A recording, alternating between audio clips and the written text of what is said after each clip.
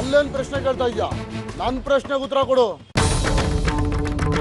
ನಿಮ್ಮಿಬ್ರಲ್ಲಿ ನನ್ನ ಮಗನ್ ಲವ್ ಮಾಡಿ ಮೋಸ ಮಾಡಿದ್ಯಾರು? ನಾನಲ್ಲ. ಮತ್ತ್ಯಾಕೆ ಇಲ್ಲಿ ಬಂದಿದ್ದೀರಾ? ನನಗಿದ್ದ ಒಬ್ಳೆ ಮಗಳು ಸತ್ತು ಹೋಗಿದ್ದಾಳೆ, ಹಾಗಂತ ನನ್ನ ಗಂಡ ಹೇಳಿದ್ರು.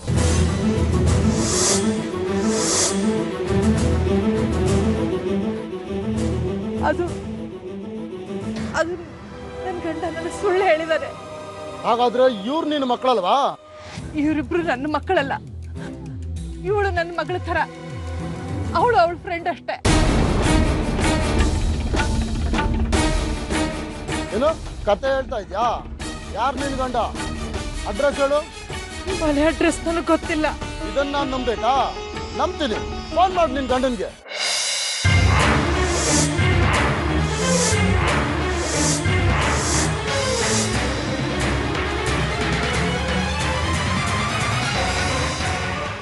ಮೊಬೈಲ್ ಸ್ವಿಚ್ ಆಫ್ ಬರ್ತಾ ಇದೆ. ಸ್ವಿಚ್ ಆಫ್ ಬರ್ತಾ ಇದ್ಯಾ? ಸುಳ್ಳು ಹೇಳ್ಬೇಡಿ. ಸುಳ್ಳು ಹೇಳಿದ್ರೆ ಸುಟ್ಟು ಹಾಕ್ಬಿಡ್ತೀನಿ.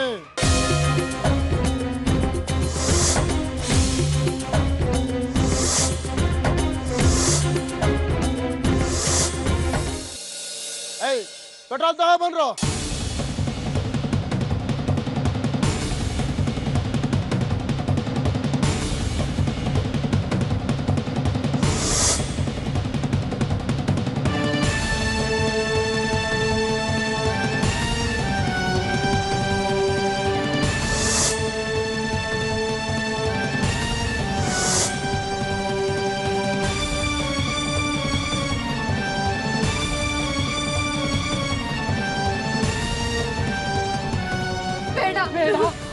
ಬೇಡ ಬೇಡ ಬೇಡ ಬಿಡಿ ನಮ್ಮನ್ನ.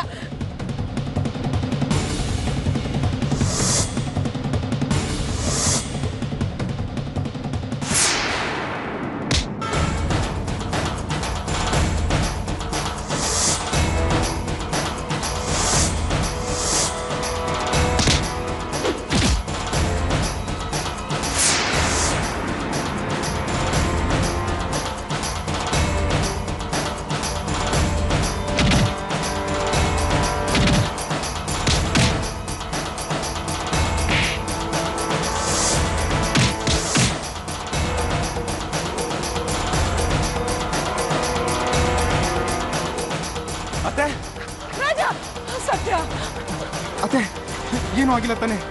ರಾಣಿ, ನೀವು ಓಕೆ ತಾನೆ? ಬೇಡ, ನೀವು ಓಕೆ ತಾನೆ? ನಮಗೇನು ಆಗಿಲ್ಲ. ನೀವಿಬ್ರು ಸರಿಯಾದ ಟೈಮಿಗೆ ಬಂದು ನಮ್ಮ ಪ್ರಾಣ ಉಳಿಸಿದ್ರಿ. ಅಲ್ಲ, ನಾವು ಅಪಾಯದಲ್ಲಿದ್ದೀವಿ ಅಂತ ನಿಮಗೆ ಹೇಗೆ ಗೊತ್ತಾಯ್ತು?